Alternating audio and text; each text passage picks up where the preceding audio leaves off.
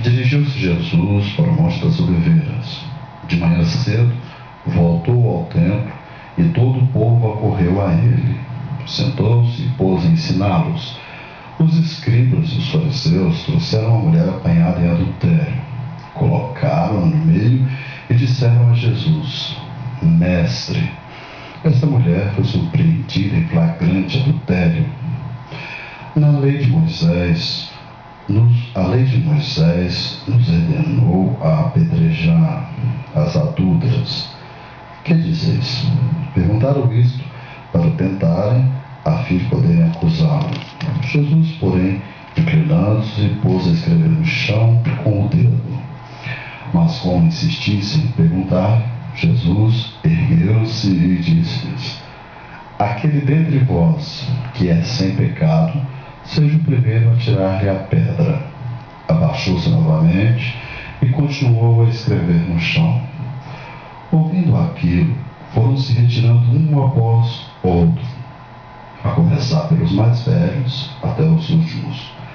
Ficou só Jesus com a mulher que estava no meio. Ergueu-se Jesus e disse: Mulher, onde estão eles? Ninguém te condenou? Ninguém, Senhor, respondeu a mulher. Disse-lhe Jesus: Eu também não te condeno. Vai e não peques mais. A leitura, essa leitura tão bonita, que fala que uma mulher que é pega em flagrante adultério é trazida aos pés de Jesus, e as autoridades, os escribas, os fariseus, os poderosos fazem isso na intenção de pegar Jesus, porque precisam de um pretexto para levá-lo, para matá-lo, porque Jesus estava tendo muitos seguidores, e eles temiam que Jesus, com seus muitos seguidores, causasse uma rebelião, né? Porque eles estavam escravos, eles eram cativos do povo romano. Então eles temiam que Jesus causasse uma rebelião social, uma rebelião, né, que, para de falar, né, uma rebelião que causasse problemas sérios, que destruísse o país, que desestruturasse toda a nação. Então as autoridades tinham muito medo disso. Então eles começam a querer pegar Jesus em armadilhas, sempre fazendo perguntas para levá-lo ao tribunal e dizer: não, você está sendo preso e acusado e condenado porque você falou isto é contra a lei, isso é contra aquilo que foi falado por Moisés, que foi escrito por Deus no livro do Pentateuco, que é os primeiros 5 livros da Bíblia. Mas Jesus, instruído pelo Espírito Santo de Deus, que uma sabedoria santa e diferenciada, está lá escrevendo no chão, e as pessoas veem aquele alvoroço, carregando, arrastando aquela mulher, e diz assim: Senhor, essa mulher foi pega em flagrante adultério, e a lei manda que apedrejemos. O que o Senhor tem a dizer? Jesus, então, em vez de dar um de intelectual e começar a querer criticar a lei ou dizer que está certo, não, a lei é lei, foi dada pelo meu Pai que está no céu. Muito pelo contrário, Jesus sabiamente pergunta: aquele que não tiver pecado, que atire a primeira pedra. Então eles ficaram espantados, sem saída. Aquele que não tiver pecado, atire a primeira pedra. E quem é que de nós não tem pecado? Quem é que de nós, querendo fazer o bem, não faz tudo o contrário? Meu Deus do céu, quantas coisas boas passam na minha mente, no meu coração, mas nem sempre é isso que eu faço e nem sempre é isso que pratico. Porque é da nossa natureza humana, o pecado. E por que morremos?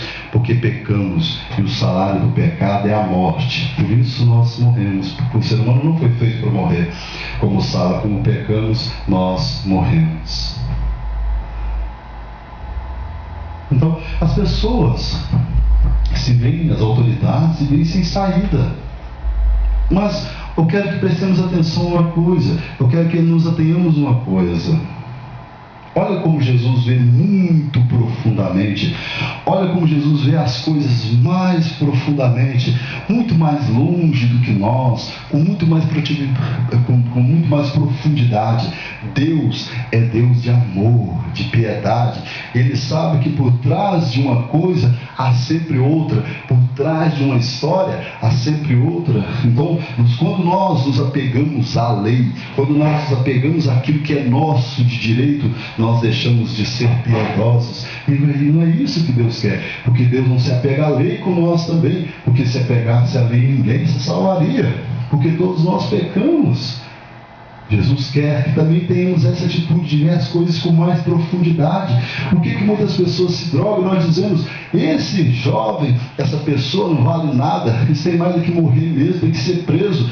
Mas nós esquecemos que muitas das vezes por trás de um drogado há uma família desestruturada, uma família que não tem instrução, que não tem religião, que não tem instrução em condição social para ser diferente. Ah, mas se todo pobre fosse assim, se todo favelado fosse ladrão ou drogado, mas nem sempre as coisas é assim. E nós sabemos por que as pessoas morrem mais na periferia, porque na periferia, infelizmente, habita a falta de conhecimento, a falta de instrução, a falta de maior entendimento, de maior oportunidade. Por que no Brasil nós temos um futebolzinho aqui para quem recorremos para jogar? Porque nós não temos condições, nem dinheiro para jogar ou para fazer outras coisas. Nós não temos dinheiro para boliche, nós não temos dinheiro para andar de cavalo, naquelas questões de coisa, nem para esquiar, nós não temos dinheiro para isso. Mal nós temos dinheiro, né, para pagar uma bolinha. A pessoa faz ali cada um dá R$3 ali, arranca do bolso aquelas pratinhas. Então as pessoas sobram os bares, sobram esquinas para as pessoas se distraírem. Infelizmente, na periferia habita a moradia da ignorância, da falta de oportunidade, da falta de conhecimento, e isso é geradora de morte e de tantas questões sociais. E por que essa mulher que é pega em adultério, onde está o homem que se deitava com essa mulher? Onde está o homem? Por que a mulher é sempre a culpada, é sempre a marginalizada? Por que é sempre cobrado dela? Onde está o homem que se deitava com essa mulher? Por que também não foi levado até Jesus? Tem uma canção, ela é até assim meio estranha, antiga, que fala assim, taca não sei o que lá na Geni, taca a bosta na Geni, faz isso com a Geni, que é a história de uma mulher que se deitava com todo mundo, e todo mundo se deitava com ela, e todo mundo aproveitava dela, mas todo mundo se sentia superior. E Jesus diz que o homem, quando junta uma mulher, torna-se uma só carne. Quando nós juntamos o corpo de uma prostituta, nos tornamos também prostitutos, porque nos tornamos só carne. Mas não queremos saber disso. Nós somos superiores. Então todo mundo abusava, todo mundo se deitava com aquela mulher e todo mundo a desprezava. Por que isso?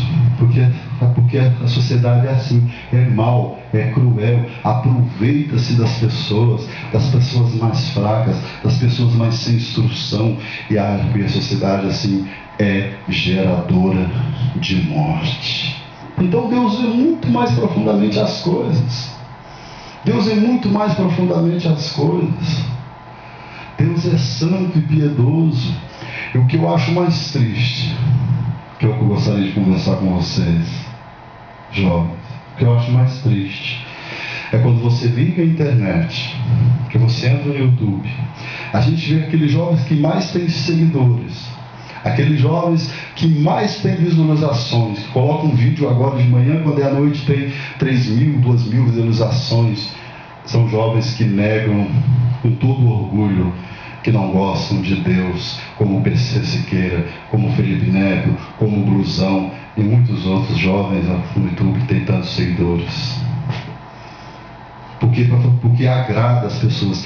Eu não acredito em Deus. Eu não me interesso por Deus. Há muitas outras verdades. Os gregos têm as suas verdades. Os egípcios têm seus deuses e suas verdades. Então Deus para mim não serve. Que Deus é esse que deixa as pessoas sofrerem, que Deus é esse que não se interessa pelo sofrimento. Se Ele é tão poderoso, por que as pessoas sofrem? Por que acontece tanta morte? E esquecem de dizer que Deus também teve o seu filho assassinado na terra. Ele também foi vítima da violência desse mundo cruel, mas Ele está dando tempo e vai trazer justiça e vingança.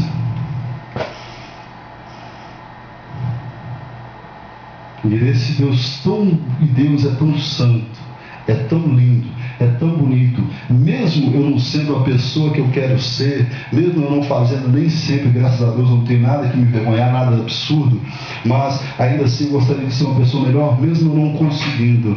Eu reconheço dentro do meu coração e dentro da minha vida que Deus é santo, é bom, e que os pensamentos dele para conosco é de bondade. Por que Jesus não julga essa mulher?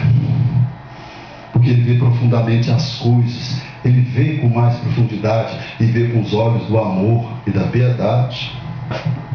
E Jesus sabe que por trás das coisas há questões sociais, a questão de abandono, a questão de instrução.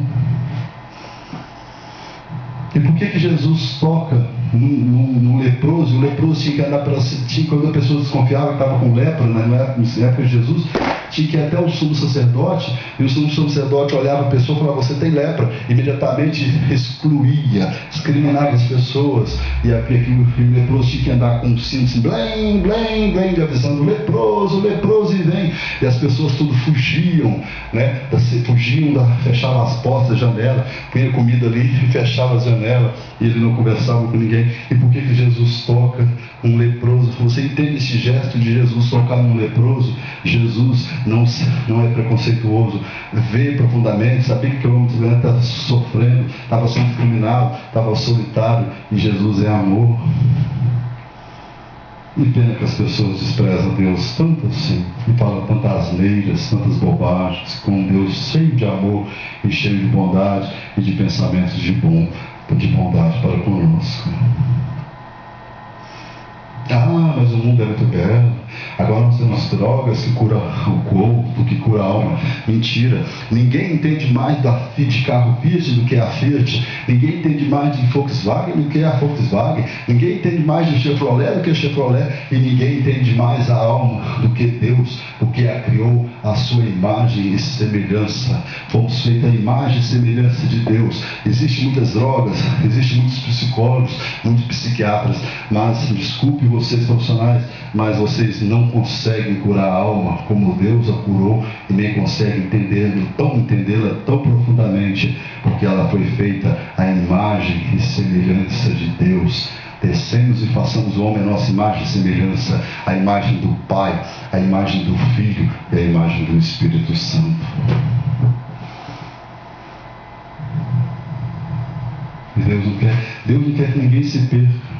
Por que aquele ladrão, ao ser crucificado com Jesus, aquele homem, ladrão, ex-presidiário agora na cruz, por que aquele homem, aqueles dois ladrões, uma à direita e à esquerda, Jesus no meio, um deles reconhece, enquanto um abusa de Jesus, dizendo: você não és de Deus? Tira nós daqui. O outro reconhece com um gesto de contrição, diz: Senhor, eu reconheço, eu estou morrendo porque eu mereci, porque eu fiz errado, porque eu roubei, porque eu peguei o que é dos outros. E Jesus poderia dizer: não, agora é tarde. Você não fez gesto de bondade, você não foi para a igreja, por que você não se arrependeu antes? Por que você não fez bondade para os outros? Por que você não visitou os velhos? Por que você não visitou os doentes? Não, Jesus não quer saber, porque Jesus quer um coração. Deus é piedoso. Jesus provavelmente está vendo a vida daquele homem, aquele homem passou na sua vida, e diz, lindamente, tão belamente, tão piedosamente diz: em verdade, eu vos digo, estarás comigo no paraíso. Esse Jesus, é esse Deus tão desprezado, tão humilhado, que fala-se tantas asneiras, porque somos intelectuais, porque sabemos tudo, porque é belo falar mal de Deus.